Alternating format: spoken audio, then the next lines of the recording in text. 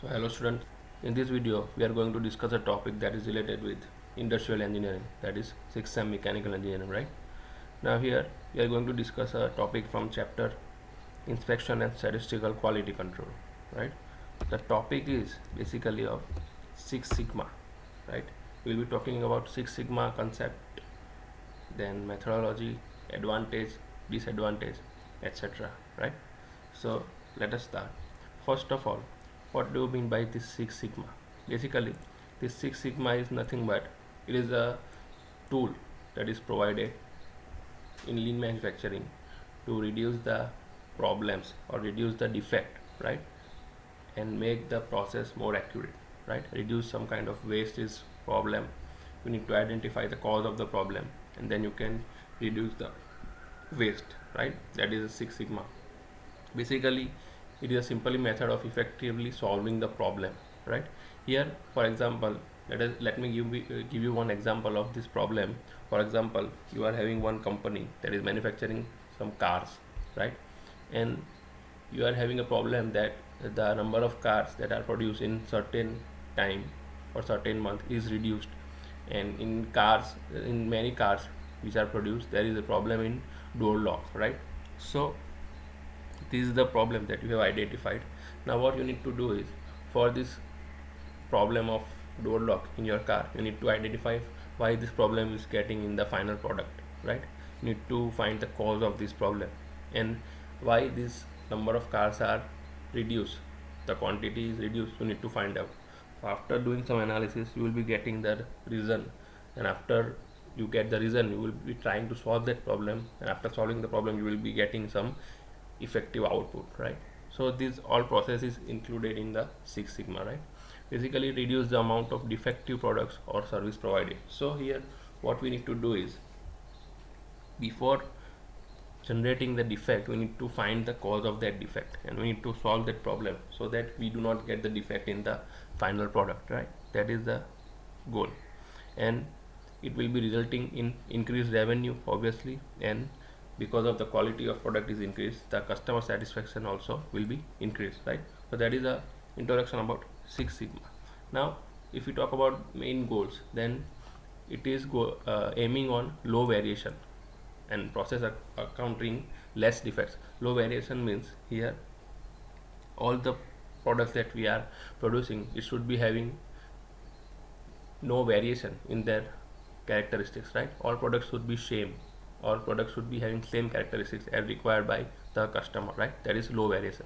And high consistency means this product quality should be consistent throughout the longer time of period, or throughout the longer time of production the quality of the product should be consistently same, right? That is the main goal. Now if we talk about origin of this Six Sigma, then it was originated in 1980s, early 1980s, and it was introduced firstly by Bill Smith.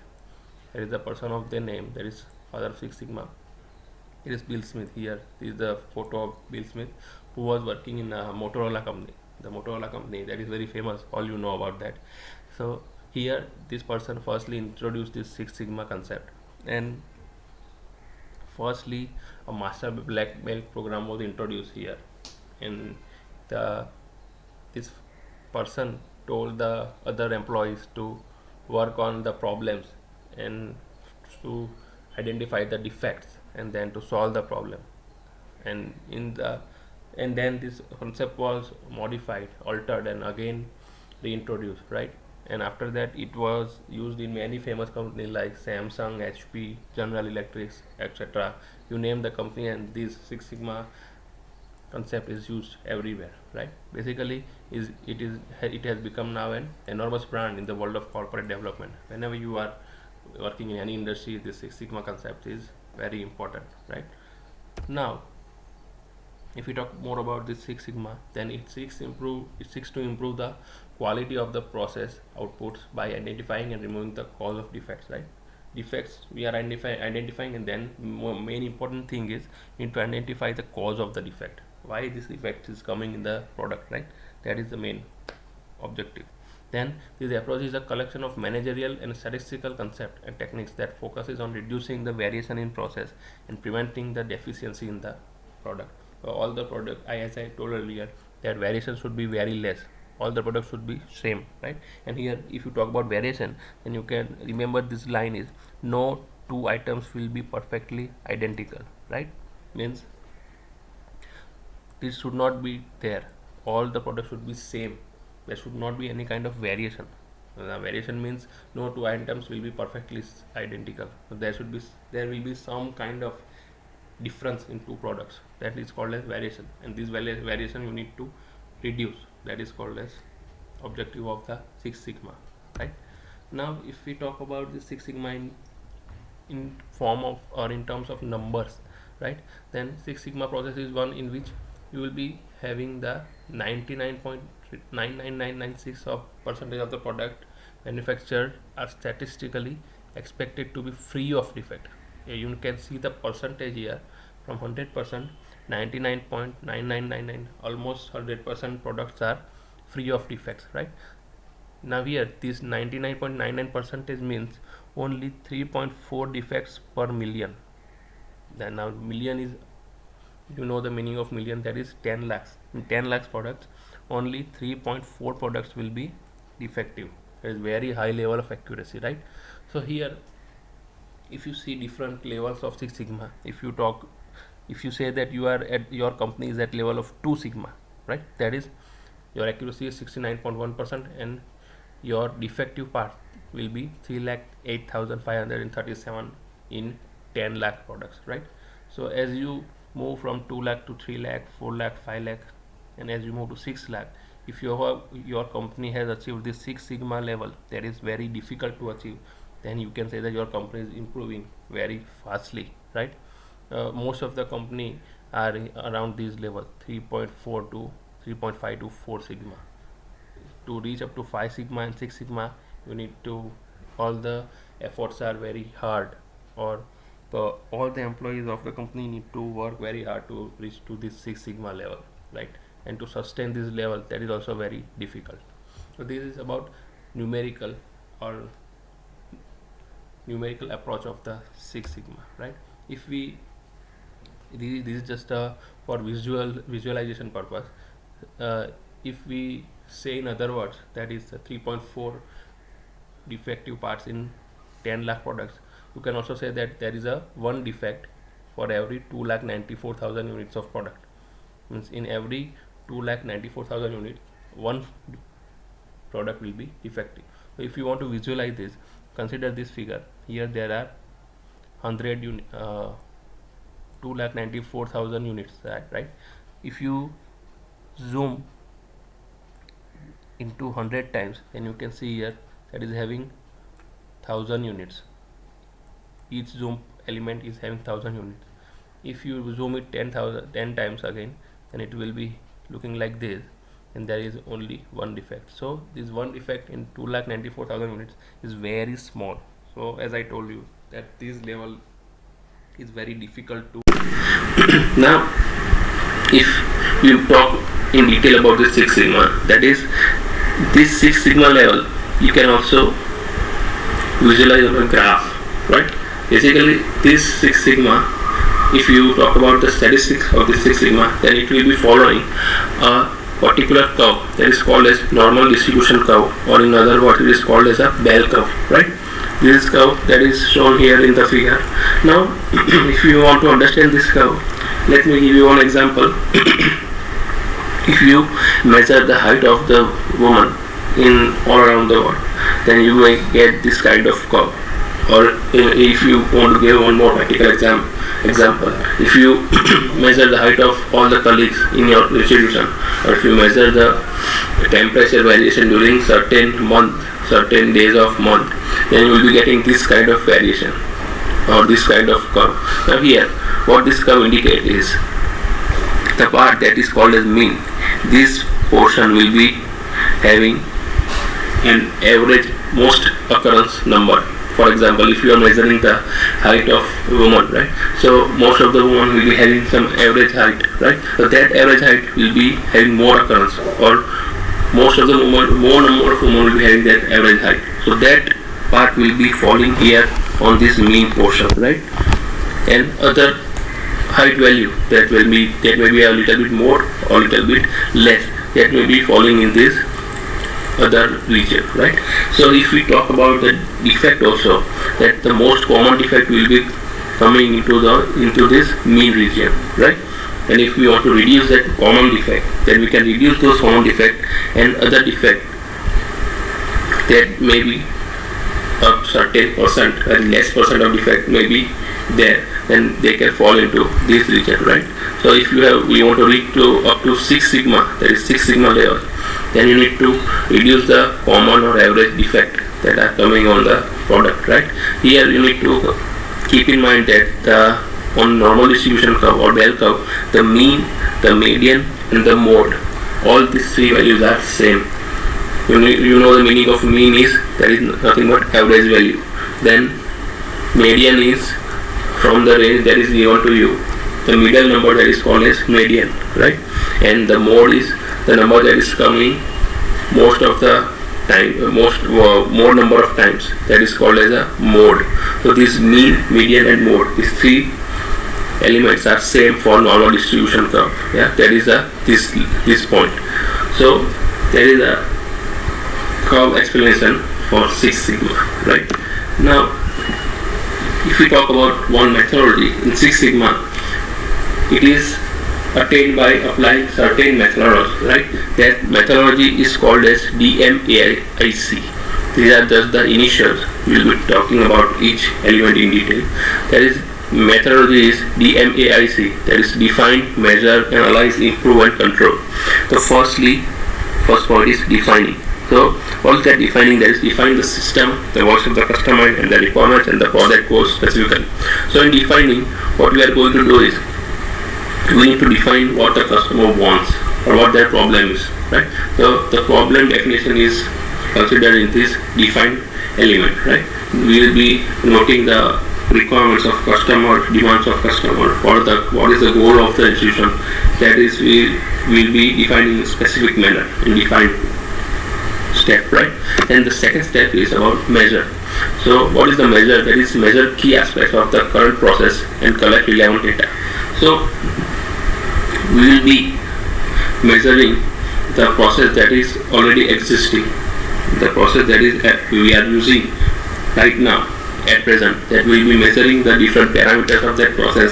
For example, time taken, frequency or defect occurred or number of product produced. All those quantitative data will be measuring in the measure step, right? The third step is analyze. Analyze is whatever we have measured in this second step, all this data will be analyzing in the third phase, that is analyze, right? That is to analyze the data to investigate and verify cause and effect relationships. So we will be analyzing for defects and why the defect is coming, and we will be seeing for cause, right? Then we will be determining what the relationships are, attempt to ensure that all factors have been considered. We need to make sure that if some factors are not missing, then we will be trying to seek out for root cause of the defect under investigation. So here we will be performing some kind of investigation for reducing the defect. Then fourth step is improve. Here, to optimize the current process based upon the data analysis using techniques such as design of experiments, Kokai or mistake proofing, etc. Here, whatever analysis we have carried out, based on the result, we will be trying to give some solutions, right, or give some improvements to the existing process. We will be telling the management that you need to change this method, you need to change this process, you need to change this aspect, you need to change this parameter for certain level, right? That improvement will be going into this improvement phase, right? Here we will be setting up pivot terms to establish process capability, right? Then next is control phase. Here the control the future state process to ensure that any deviation from target are corrected before they result in defects. Implement control systems such as statistical process control, production boards, visual population, continuously monitor the process. So here what we are going to do is whatever improvement we have carried out, that we will be controlling into the control phase. Means whatever changes we have made, that will be applied to the system, and we'll be monitoring that the changes that we have told, are they affecting the process, are they affecting positively or negatively, is the feedback good or not. That all should be carried out in the control phase. So this is the 5-step methodology that is carried out in a Six Sigma, that is DMAIC, define, measure, analyze, improve and control, right? Then if you talk about advantages, then Six Sigma have many advantages. That is, Six Sigma is driven by the customer and thus aims to achieve the maximum customer satisfaction. As I have told you earlier, that because the product quality is good, because of Six Sigma, the customer satisfaction will be increased and the defects will be minimized, right? And it will be delighting the customer because of the good quality of the product, right? Then because the quality of the product is good, more number of customers will buy your product, so that it will be increasing the profitability and reduction in the cost of the process, right? Because the defects are less, the cost will be less, right? Then if it is successfully implemented in every business, then return on sale, return on investment, employee growth and stock value growth will be increased, right? Then this Six Sigma always targets variation in the process and focuses on the process improvement rather than final outcome, right? Basically, it is a continuous process that works for a longer time, and in each and every step, it will be trying to improve all the processes, right, on the continuous basis, right? And here the Six Sigma, if we compare it to other methodology, basically it focuses on the prevention of defects rather than fixing it. So as I told you, even before occurring the defect, we want to prevent the defect, so that afterwards we do not have to worry about that defect, right? So we are trying to prevent that defect in Six Sigma. So these are some of the advantages of Six Sigma. If we want to talk about the disadvantages, then Six Sigma inspects the business process minute by minute and generates large amounts of empirical data.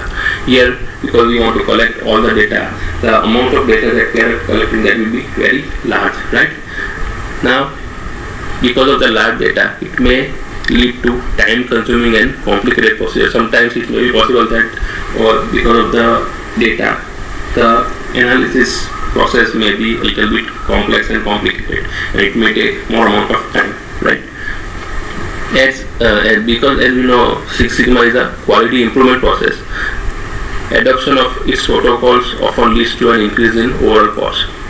Whatever you are instructed in Six Sigma, if you want to adopt that in your industry, so sometimes it may lead to increase the overall cost, right? It may cost you higher. Basically, this initial cost is higher, but you will be getting benefits at longer period, right?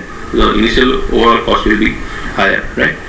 The cost of Six Sigma adoption by small businesses is too high to be feasible, because not each and every industry may be capable of increasing this cost or investing this much amount in your Six Sigma solutions, right? So it may be not possible for small business industries to adopt this Six Sigma methodology, right? And to adopt this Six Sigma methodology, it is very important to provide a lot of training for employees to grasp the system. Sometimes the employees are not accepting the change, right? They won't allow the change to affect in your industry, right?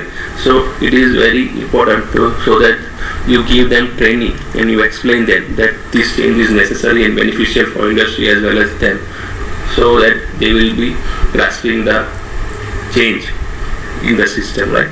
So these are some of the disadvantages, but overall if we see, each and every industry will be getting benefited by this Six Sigma process, right?